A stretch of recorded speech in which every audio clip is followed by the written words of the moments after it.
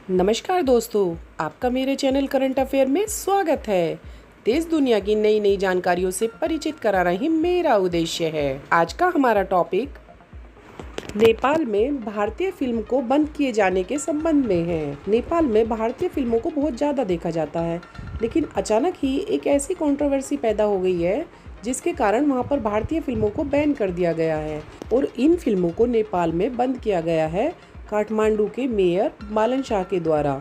अब ऐसी क्या स्थिति उत्पन्न हो गई कि जो बालन शाह ने इस प्रकार का कदम उठाया। जब वहां पर हिंदी सिनेमा इतने लोकप्रिय रूप से देखा जाता है, तो ऐसी क्या स्थिति उत्पन्न हो गई जिसके कारण हिंदी सिनेमा की सभी फिल्म, एक फिल्म नहीं सभी फिल्मों को बंद करने का आदेश दे दिया। तो ऐसी कौन सी फिल्म है जिसके कारण ऐसी स्थिति उत्पन्न हुई? जिस फिल्म के कारण ऐसी स्थिति उत्पन्न हुई उस फिल्म का नाम क्या है? उस फिल्म में ऐसी क्या विवादास्पद स्थिति दिखा दी है कि जिसके कारण भारतीय सिनेमा पर बिल्कुल रोक लगा दी गई है। जब हम लोग इस खबर के बारे में सुनते हैं तो इस प्रकार के सैकड़ों सवाल हमारे दिमाग में आते हैं। आप सबके इन सभी सवालों का जवाब मैंने अपनी इस वीडियो के माध्यम से देने का प्रयास किया है। तो इस प्रकार के अपने सभी सवालों का जवाब जानने के लिए मेरी वीडियो को अंत तक देखना ना भूलें। तो चलो फिर बिना किसी देरी के बढ़ते हैं अपने टॉपिक की तरफ। अपना टॉपिक शुरू करने से पहले हम बढ़ते हैं आज के सवाल की तरफ। हमारा आज का सवाल है, भारत का मेगा हाइड्रो पावर प्रोजेक्ट कहां पर बनाया जा रहा है? जिसको इस उत्तर की जानकारी है वह अपना उत्तर मुझे कमेंट बॉक्स में लिख सकता है, और जिसे इस उत्तर की जानकारी नहीं है वह इंतजार कर सकता है मेरी वीडियो के। तो फिर बिना किसी देरी के बढ़ते हैं आज के टॉपिक की तरफ। हमारा आज का टॉपिक है, भारत में आदि पुरुष नाम की एक फिल्म रिलीज हुई है। यह फिल्म भारतीय एपिक पर आधारित है और इसमें 500-600 करोड़ रुपए खर्च होने की बात कही जाती है। आजकल यह फिल्म बहुत ज्यादा चर्चा में है। इसमें बहुत ज्यादा कंट्रोवर्सी हो रही है। यह केवल भारत में ही देखने के लिए नहीं मिल रही है, बल्कि हमारे पड़ोसी देश नेपाल में भी इस प्रकार की कंट्रोवर्सी देखने के लिए मिल रही है। वहाँ कहा जा रहा है कि भारत की इस फिल्म में एक जगह यह बताया गया है कि जो माता सीता हैं वो भारत की बेटी हैं, जबकि नेपाल का यह मानना है कि माता सीता भारत की बेटी न होकर नेपाल की बेटी हैं, क्योंकि वो जनकपुर की बेटी थी जो कि आजकल नेपाल में है। यह तो आप सब लोग जानते ही हैं कि जनकपुर के राजा जनक की पुत्री होने के कारण उन्हें जानकी नाम से भी जाना जाता है। और बढ़ते बढ़ते ये बात इतनी बढ़ गई है कि वहाँ के जो मेयर हैं बालन शाह, उन्होंने काठमांडू में भारत की हर पिक्चर को बैन कर दिया है। भारत के किसी भी पिक्चर को अब वहाँ के थिएटर में नहीं दिखाया जाएगा। आप लोगों की जानकारी के लिए मैं यहाँ बताना चाहूंगी कि नेपाल में भारत की फिल्म बहुत ज्यादा देखी जाती है। वहाँ पर 17 ऐसे थिएटर हैं जहाँ पर की भारतीय फिल्म चलती है। बालन शाह ने इस विषय में 2-3 दिन पहले भी बताया था कि अगर इस डायलॉग को उस फिल्म से नहीं हटाया गया कि सीता माता भारत की बेटी हैं, तो वह भारत की सभी फिल्मों को नेपाल में बैन कर देंगे, और ऐसा उन्होंने कर भी दिया है। नेपाल के थिएटर में भारत की फिल्म ना चलाई जाए, इसकी व्यवस्था को देखने के लिए वहाँ पे पुलिस का प्रबंध कर दिया गया है। हर थिएटर के बाहर पुलिस को रख दिया गया, खड़ा कर दिया गया है, जिससे कि वह नजर रख सके कि कोई भारतीय की फिल्म वहाँ चलाई तो नहीं जा रही है। उनका यह मानना है कि नेपाल में अगर यह फिल्म चलाई जाती है तो इससे जनता को बहुत ज्यादा ठेस पहुंचेगी, क्योंकि वहाँ पर तो यह मानना है कि सीता माता है वो जनकपुर के राजा जनक की पुत्री हैं। उन्होंने कहा है कि फिल्म में यहाँ पर रियलिटी को नहीं दिखाया गया है, ये गलत बात दिखाई गई है कि वो डॉटर ऑफ इंडिया है। अब जहाँ तक हम बात करें कि ये जनकपुर स्थित कहाँ है, तो आप लोगों की जानकारी के लिए मैं यहाँ बताना चाहूँगी कि बिहार नेपाल बॉर्डर से थोड़ा सा आगे चलने पर ये जनकपुर नाम का एक गांव है, जहाँ पर माता सीता का एक जनकपुर मंदिर भी है, जानकी मंदिर के नाम से जिसे जानते हैं। हमारे प्राइम मिनिस्टर श्री नरेंद्र मोदी जब नेपाल की यात्रा पे थे तो वे जनकपुर में जानकी मंदिर गए थे।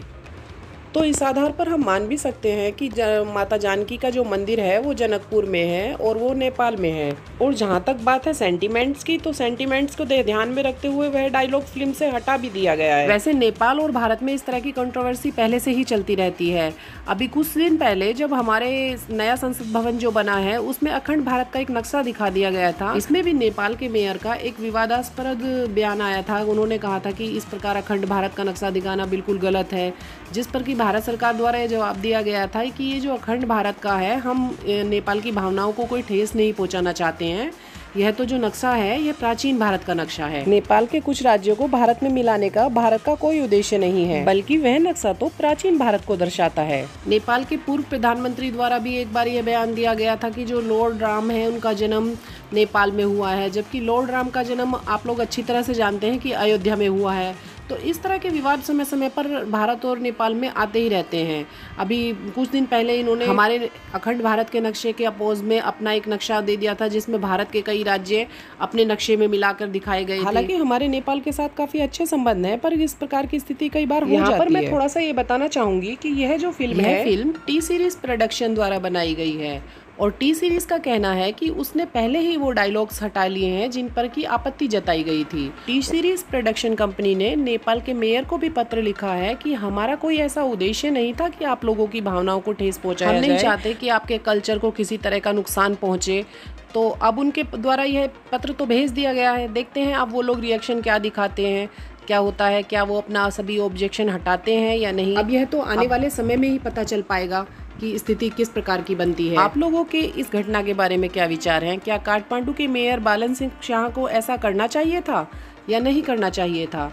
आप लोगों के इस बारे में जो भी विचार हों, कृपया मुझे कमेंट बॉक्स में लिखना ना भूलें। हमारा आज का सवाल था, भारत का मेगा हाइड्रो पावर प्रोजेक्ट कहाँ पर बनाया जा रहा है?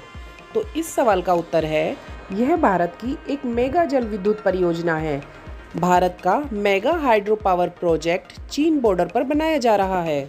इस परियोजना पर 20 वर्षों से कार्य चल रहा है, लेकिन यह पूर्ण अब होगी क्योंकि किन्हीं कारणों से यह कार्य रुका हुआ था। इस परियोजना का नाम सुबनसिरी लोअर जल विद्युत परियोजना है। इस परियोजना से भारत पानी के द्वारा काफी बड़ी मात्रा में बिजली का उत्पादन करेगा। यह कार्य hydro electric power corporation private limited के सौजन्य से कराया जा रहा है। हालांकि इसकी शुरुआत 2003 में हो गई थी, लेकिन पर्यावरणीय चिंताओं के चलते हुए इस पे विरोध जताया जा रहा था, जिसके कारण इसमें काफी देरी हो गई थी और यह अब 2024 तक पूरा होने की पूरी उम्मीद है। पहले इस परियोजना में जो कुल लागत लगने वाली थी वह 212.5 बिलियन के करीब थी, लेकिन अब यह तिगुनी हो गई है। मेरे द्वारा दी गई जानकारी आप लोगों को कैसी लगी, कृपया मुझे कमेंट बॉक्स में लिखना ना भूलें। मेरे साथ वीडियो के अंत तक बने रहने के लिए बहुत बहुत धन्यवाद। मेरे चैनल को लाइक, शेयर और सब्सक्राइब करना ना भूलें। धन्यवाद।